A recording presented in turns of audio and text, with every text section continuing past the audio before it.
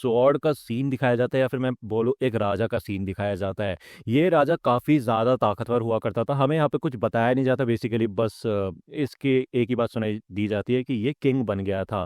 ठीक है, काफ़ी ज़्यादा स्ट्रॉन्ग था ये बंदा। लेकिन उसके बाद यहाँ पे दुनिया में काफ़ी ज़्यादा टेक्नोलॉजी आ गई थी और काइंड ऑफ वर्ल्ड वॉर हो गई थी। इधर काफ़ी सारे प्लेन्स आते हैं जो कि बॉम्ब बरसा देते पूरे शहर के ऊपर। फिर एक समय बाद इस राजा को एहसास होता है कि ये राजा हुआ करता था, काफ़ी स्ट्रॉन्ग हुआ करता था, लेकिन ये अब नहीं है। ठीक है, जिसके बाद ये काइंड ऑफ बेहोश हो जाता है। दूसरी ओर यहाँ पे हमें एक शहर का सीन दिखाया जाता है और हमें एक आदमी और एक औरत का सीन दिखाया जाता है। यहाँ पे उस बंदे के मन में एक आवाज आती है कि जब तुम्हें दूसरी जिंदगी मिलेगी तो तुम रोशनी की तरफ जाना। ठीक है ना।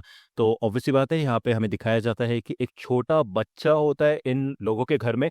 ये दो बंदे यहाँ पे रेनॉल्ड्स और एलिस इनका नाम होता है। ठीक है, और ये अपने बच्चे का नाम आर्थर रखते हैं, लिटिल आर्थर। ठीक है, अब यार आर्थर मन में यही कहता है कि मुझे समझ नहीं आ रहा है यहाँ पे क्या हो रहा है। ये दो लोग हैं जो कि अपना पेरेंट्स बता रहे हैं मुझे, और क्या ऐसा हो सकता है कि मैं फिर से जन्म लेके एक बच्चा बन चुका हूँ, जस्ट अभी अभी पैदा हुआ हूँ। ठीक है, तो यार ये काफी अजीब सी चीज है कि मतलब ये बंदा अपने पिछली लाइफ में एक किंग हुआ करता था, काफी स्ट्रांग, और अब ये एक बच्चा बन चुका है, मतलब एक नई जिंदगी में आ चुका है। ठीक है, यहाँ पे भले ही उसकी कॉन्शियसनेस तो उसके साथ है, लेकिन उसकी बॉडी और चॉइसेस उसके साथ नहीं होती। यानी कि वो अपने ऊपर कंट्रोल नहीं कर पाता अपने हाथों पैरों को। ठीक है ना, वो मतलब पॉटी वगैरह भी कर देता है क्योंकि उसका खुद का कंट्रोल नहीं होता। वो यही कहता है भाई क्या दिन आ चुके हैं यहाँ पे, उसकी खुद की बॉडी पे उसका कंट्रोल नहीं है। वो सोचता है कि ये कुछ सपना होगा और वो जल्दी से जल्दी सपने से उठने की कोशिश कर रहा है, लेकिन ये सपना और भी ज्यादा लंबा होता जा रहा है। हमें दिखाया जाता है कि जो रेनॉल्ड्स होता है उसके पास एक काफी कमाल की एबिलिटी होती है। वो यहाँ पे अपनी ताकत से भाई पूरी चट्टान को तोड़ के रख देता है। यहाँ पे हमें दिखाया जाता है कि उसकी थोड़ी चोट लग जाती है, जिसके बाद उसकी वाइफ जो होती है एलिस, वो अपने हाथों से उसको हील करने लग जाती है। ये देख के आर्थर थोड़ा शॉक हो जाता है। वो ये सोचता है कि उसकी दुनिया में ऐसा कुछ नहीं था, यहाँ पे कुछ अलग ही सीन चल रहा है। जिसका रेनॉल्ड्स जाता है इधर जंगल में और वो एक बहुत बड़े बीस्ट को मार गिराता है। ठीक है, यहाँ पे उसकी टीम भी होती है और भी ऐसे ही लोग होते हैं। ठीक है, काफी सारे बीस्ट को उसने मारा होता है। जिसके बाद जब वो घर आता है तो हमें दिखाया जाता है कि उसके हाथों में काफी खून लगा हुआ है, उसके पास वेपन्स वगैरह है। तो आर्थर ये सारी चीजें नोटिस करता है कि यार इस दुनिया में लगता है कि सबके पास अपने वेपन्स होते हैं और अपनी कुछ ताकतें भी हैं। ठीक है, इसका मतलब यह है कि जैसे ही वो बड़ा होगा जल्दी से जल्दी उसके पास भी ये सारी चीजें होनी चाहिए। ओके, अब यार उसकी मॉम कहती है कि अब तुम्हारा सोने का समय हो चुका है, चलो डैडी को हाय बोल दिया ना, चलो सोने चलते हैं। तो आर्थर यहाँ पे अपनी पिछली लाइफ के बारे में याद करता है कि कैसे वो पहले चैन से सो भी नहीं सकता था, किसी भी समय उसके ऊपर हमला हो जाता था।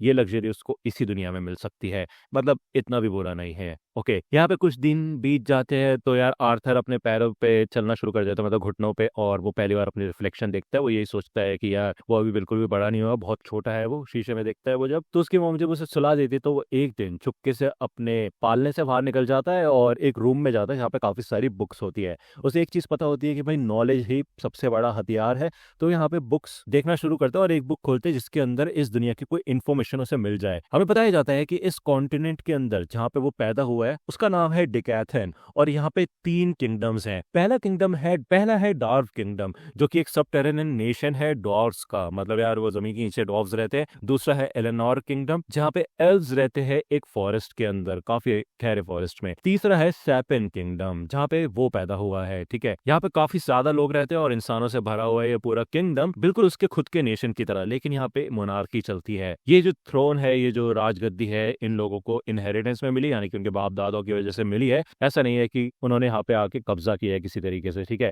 तो आर्थर ये सारी चीजें समझने की कोशिश करता है। ऑब्वियसली बात है, यहाँ पे अभी टेक्नोलॉजी इतनी बड़ी नहीं है जितना उसके समय में थी, मतलब पिछली लाइफ में टेक्नोलॉजी काफी ज्यादा आगे बढ़ चुकी थी।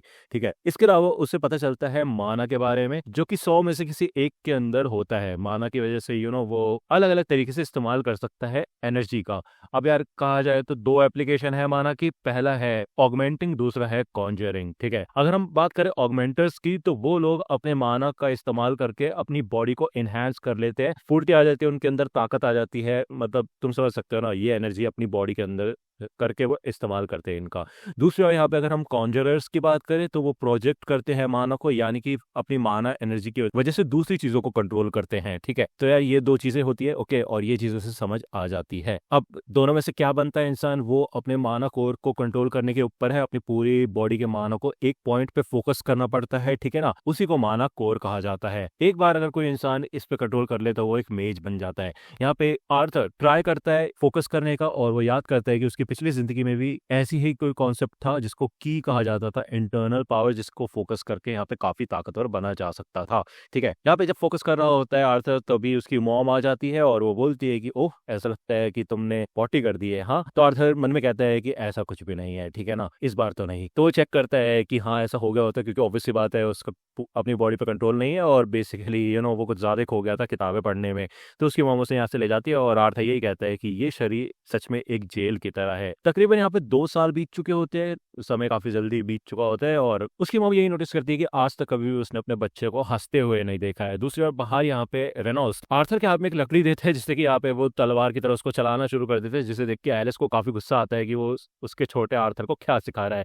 ठीक है, ये वो देखता है कि उसकी मॉम उसके डैड को डांट रही है, तो आर्थर समझ जाता है कि ऐसा लगता है कि इस दुनिया के अंदर औरतों की ज्यादा चलती है मैरिज के बाद। ठीक है, हो सकता है ऐसा।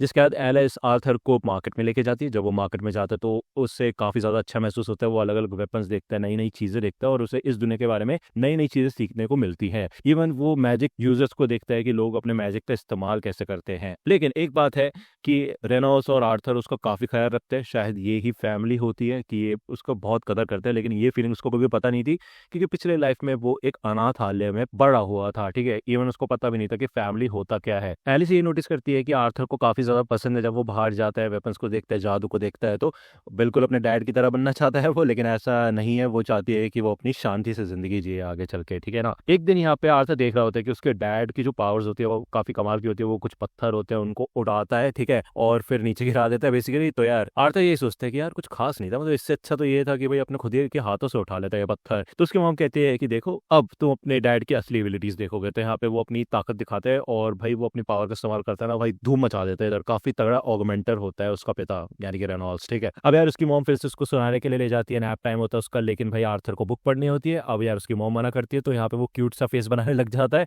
जिसके बाद एलिस कुछ नहीं कर पाती और वो ये कहती है ठीक है फिर थोड़ी देर पढ़ लो। यहाँ पे वो फिर से अपने माना कोर की प्रैक्टिस करने लग जाता है और वो कहता है कि 2 साल से वो इस चीज की प्रैक्टिस कर रहा है और फाइनली ऐसा लगता है कि धीरे धीरे करके ये काम बन रहा है। अब यार एलिस और रेनॉल्ड्स जब बाहर होते हैं तभी यहाँ पे उनके घर में काफी बड़ा धमाका होता है। भाई रेनॉल्ड्स बाल बाल बचाते हैं अपनी वाइफ को और उसकी पीठ भी पूरी तरह से जल चुकी होती है, लेकिन इनको सबसे बड़ी दिक्कत ये होती है कि आर्थर सही होगा या नहीं। ये दोनों जल्दी से घर के अंदर भाग के आते हैं। जब रेनॉल्ड्स इधर आता है तो उसको यकीन नहीं होता अपनी आंखों पे कि यार उनका बेटा तो अभी 3 साल का भी नहीं हुआ और वो यहाँ पे माना का इस्तेमाल कर पा रहा है। जैसे ही वो यहाँ पे आर्थर नीचे उतरता है तभी यहाँ पे ऊपर वाली जो सीलिंग होती है वो नीचे गिरती है। अब उसे ऐसा लगता है कि वो तो मर जाएगा, ऐसे पॉइंट पे आके भी वो भी।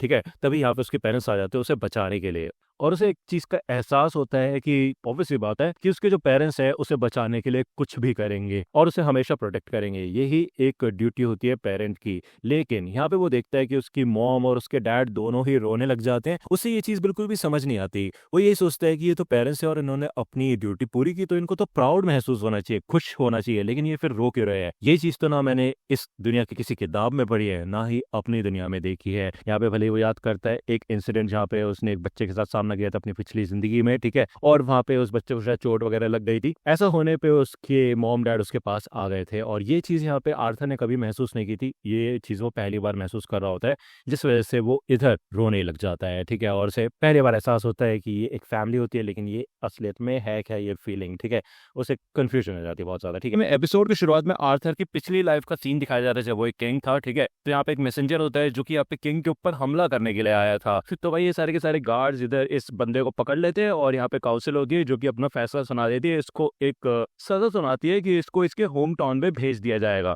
इसकी फैमिली के साथ। अब इसकी एक बीवी और एक बच्चा भी होता है और ये बंदे यही कहते हैं कि प्लीज ऐसा मत कीजिए, आप मेरे को भेज दीजिए लेकिन मेरी फैमिली को छोड़ दीजिए प्लीज, क्योंकि ये लोग अगर यहाँ पे अपने होम टाउन में जाएंगे ना तो वहाँ पे मौत से भी ज्यादा बदतर हो जाएगी इनकी जिंदगी। ठीक है ना, तो माफी वगैरह मांगने लग जाते हैं बंदा। लेकिन भाई किंग उठता है, मतलब आर्थर, और आके ना इसके बीवी और बच्चों को मार देता भाई। और भाई ये काफी खतरनाक सीन था। भाई काउंसिल तो देख के शॉक हो जाती है, बट ऑब्वियसली बात है काउंसिल ये भी कहती है कि यही सबसे बेस्ट तरीका था उसकी फैमिली को दया दिखाने का, क्योंकि भाई वरना आगे चलकर उनको सफरिंग मिलती, तो उससे बचा लिया किंग ने उन्हें। ठीक है, तो इसलिए यहाँ पे ये बंदा किंग का ही शुक्रिया अदा करता है। यहाँ पे भी फिर से अभी का सीन दिखाया जाता है। तो यार रेनॉल्ड्स इधर ये ग्लव्स होते हैं जो कि वो आर्थर के लिए लेके आया होता है, लेकिन आर्थर इन ग्लव्स को नहीं लेता बल्कि एक लकड़ी की तलवार ले लेता है। ये दोनों यहाँ पे प्रैक्टिस करना शुरू करते हैं। अब ये दोनों ही अपनी अपनी एनर्जी लगाते हैं इन लकड़ी के टूल्स में। भले यहाँ पे आर्थर तो भाई अपनी एनर्जी लगाता है तो रेनॉल्ड्स थोड़ा शॉक हो जाता है। आर्थर आगे बढ़ता है और भाई रेनॉल्ड्स के इस लकड़ी को तोड़ देता है। भाई ये नॉर्मल लकड़ी होती है लेकिन इसके अंदर बस ये अपनी एनर्जी वगैरह डाल देते हैं बस प्रैक्टिस कर रहे होते हैं ये लोग, ठीक है ना। लेकिन इससे यहाँ पे आर्थर की जो ताकत होती है वो प्रूव हो जाती है रेनॉल्ड्स को। तो यहाँ पे वो एलिस से ही कहते हैं कि हमें यहाँ पे उसके लिए एक टीचर ढूंढना चाहिए, एक प्रोफेशनल जो कि उसको ठीक से ट्रेन कर पाए।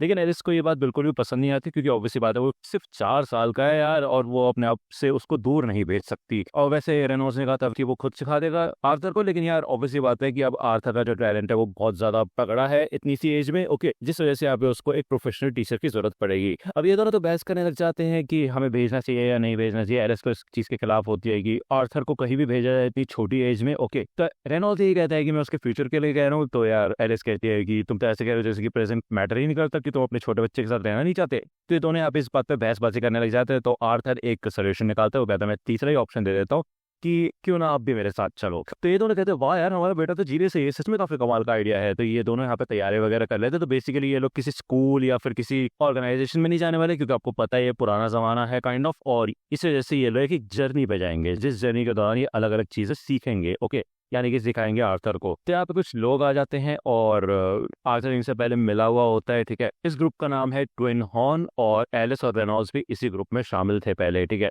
ये सब के सब लोग यहाँ पे आर्थर से मिलते हैं, अपना अपना इंट्रोडक्शन देते हैं, ठीक है, और इसके बाद निकल जाते हैं अपनी जर्नी के ऊपर। यहाँ पे आर्थर नोटिस करता है कि ये काफी अलग तरीका है इधर उधर जाने का, ट्रांसपोर्टेशन का, घोड़ा गाड़ी टाइप, क्योंकि उसकी दुनिया में अलग ही टाइप के टेक्नोलॉजी एडवांस हो गई थी भाई, मतलब फ्लाइंग प्लेन्स टाइप थे, ठीक है, स्पेसशिप्स टाइप। लेकिन इस दुनिया में भी उसको काफी ज्यादा मजा आ रहा होता है। ये लोग जब यहाँ पे थोड़ा ब्रेक लेते हैं, कुछ खाते पीते, तभी इधर कुछ वुल्व्स आ जाते हैं जो कि इनके ऊपर अटैक करने के लिए तैयार होते हैं। और आर्थर यही कहता है कि बस इस दुनिया की यही दिक्कत है कि यहाँ पे कोई भी जगह सेफ नहीं है, हर जगह खतरा है। तो इधर जैस्मिन और ये बाकी सारे के सारे बंदे, एडम और हेलन, ये सब ऑगमेंट्री होते हैं, ठीक है, ये लड़ना शुरू करते हैं, ओके। दूसरे एंजेला डर्डन कॉन्जरर्स होते हैं। ये सब के सब इन वुल्व्स को हरा देते हैं और इनका रात के खाने का काम हो चुका होता है, ठीक है। अब यार इन वुल्व्स का मीट वगैरह खाते हैं।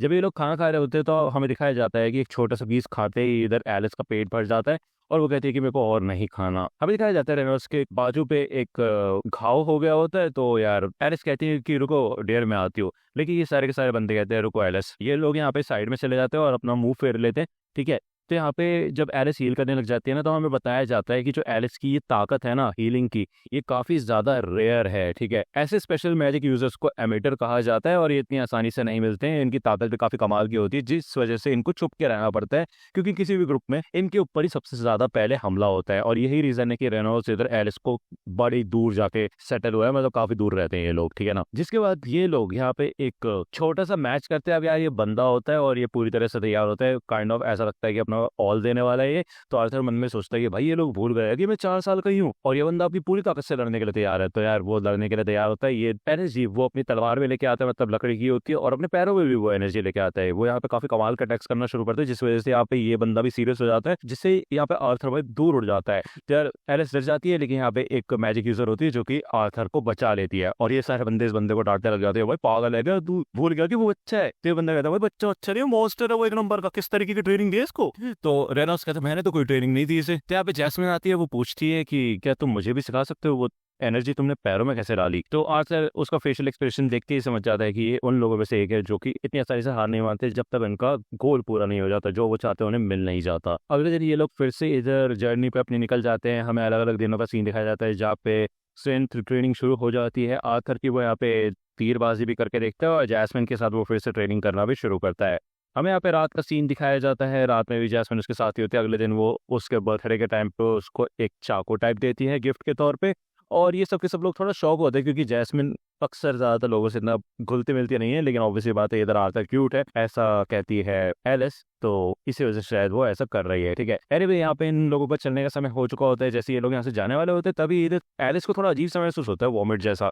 तो यार आर्थर को समझ नहीं आता है कि उसको वो कह रहा है आखिरकार। ये लोग जब अपने रास्ते पे निकल जाते हैं ना, तभी यहाँ पे इनकी गाड़ी रुक जाती है और आगे से आ जाते हैं लुटेरे गुंडे वगैरह, ठीक है। ये सबके सब लोग यहाँ पे लड़ने के लिए तैयार हो जाते हैं इन लोगों से, ओके। आर्थर समझ जाता है कि ऐसे खचरे लोग ना हर दुनिया के अंदर शामिल होते हैं। अब इनका एक लीडर टाइप भी होता है जो कि इनके ऊपर हमला करने का ऑर्डर दे रहा होता है। अब ऑब्वियसली बात है ये सारे के सारे जो ये बंदे हैं ना इनकी टीम के, ये काफी ताकतवर है और काफी कमाल के हैं, लेकिन दिक्कत ये है कि जो लुटेरे हैं इनका नंबर ज्यादा है, काफी ज्यादा है, ओके। यहाँ पे रेनोल्ड्स की तो बात लग जाती है। तो यार आर्थर भी यहाँ पे लड़ने के लिए आता है, लेकिन रेनोल्ड्स उसको रोक देता है और वो कहता है कि अपनी मॉम को लेके जाओ। तो यार आर्थर यही कहता है कि मेरे अंदर भी ताकत है, मैं भी लड़ सकता हूँ। तो रेनोल्ड्स कहता है कि यही ताकत का इस्तेमाल करो अपनी मॉम को बचाने के लिए, क्योंकि तुम्हारी मॉम के पेट में एक बेबी है। हाँ आर्थर, तुम एक बड़े भाई बनने वाले हो। ये सोच के यहाँ पे आर्थर थोड़ा शॉक हो जाता है और रेनोल्ड्स यही कहता है ठीक है फिर अपनी मॉम को बचाओ। तो यहाँ पे आर्थर भी खुश हो जाता है भाई, वो भी अपनी मॉम को लेके भागने लग जाता है। इधर रेनोल्ड्स उसके ऊपर हमला करता है, लीडर के ऊपर। आगे यहाँ पे कुछ बंदे आते हैं, लेकिन ये बाकी बंदे कवर अप करते हैं आर्थर को। आर्थर यहाँ पे अपनी मॉम को लेके भाग रहा होता है और यहाँ पे उसको एक चीज समझ आती है कि पिछली दुनिया में उसने उसकी फैमिली को मारा था, उस बंदे की फैमिली को, और अब इस समय वो खुद भाग रहा है अपनी फैमिली को बचाने के लिए। मतलब ये देखो, ये होता है कर्मा। यहाँ पे तभी एक मेज आ जाता है, मैजिक यूजर, जो कि अटैक करते हैं इन लोगों के ऊपर। तो आर्थर यहाँ पे अपनी मॉम को धक्का मार के उसको बचा लेता है, लेकिन ये अटैक उसके ऊपर होता है जिससे वो खाई में गिरने लग जाता है। उसके पास एक चाकू होता है जो कि एक थ्रेड से बंधा हुआ होता है। तो वो ये चाकू फेंक के मारता है। वो ये कहता है कि वो इस मैजिक यूजर को छोड़ेगा नहीं, उसको भी अपने साथ नीचे गिरा लेता है खाई के अंदर। बड़ी ये लोग उसको बचाने के लिए आगे अटेम्प्ट मारते हैं आगे, लेकिन आर्थर यही कहता है कि उसको इस समय काफी ज्यादा लाइट महसूस हो रहा है। ठीक है, एक अजीब सी फीलिंग आ रही है जहाँ पे उसके हाथों में तो कुछ भी नहीं है, लेकिन उसका दिल पूरी तरह से भर चुका है। अब उसे समझ आया कि उस आदमी को उस दिन क्या मतलब था, वो शुक्रिया अदा क्यों कर रहा था जब उसने उसकी फैमिली को मार दिया था। और उस समय एलिस और रेनोल्ड्स उसके लिए रोए क्यों थे, क्योंकि अपनी फैमिली को बचाने के चक्कर में हमारी जान चली भी जाए ना, तो भी उससे हमें कोई रिग्रेट नहीं होता। ये है असली रीजन। लेकिन अब वो यहाँ पे बड़ा भाई बनने वाला था, तो वो सच में चाहता है कि वो बड़ा भाई बने, लेकिन ऐसा हो पाएगा या नहीं, क्योंकि यार यहाँ पे वो खाई में गिर चुका। सो गाइज, अगर आपने मेरी वीडियो को एंड तक देखा तो वीडियो को लाइक कीजिए, कमेंट कीजिए, शेयर कीजिए, सब्सक्राइब कीजिए मेरे YouTube channel animate than lands को। और अगर आप मुझे कोई एनिमे रिकमेंड करना चाहते हैं तो आप मुझे इंस्टाग्राम पे डीएम कर सकते हैं। मेरे इंस्टाग्राम की लिंक आपको मेरे बायो और मेरे चैनल के लिंक में मिल जाएगी। और इसी के साथ ही ये वीडियो यही एंड होती है। ありがとうだ。ありがとう。